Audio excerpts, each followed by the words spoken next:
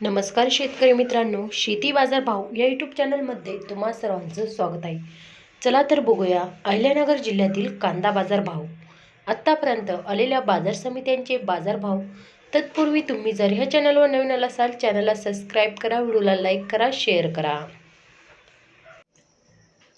राहता लाल कांदा बाजार भेटली कैम दर 500 रुपये क्विंटल, सर्वसाधारण दर 1550 रुपये क्विंटल, जास्तीत जास्त दर 2200 रुपये क्विंटल। पुढली बाजार समिती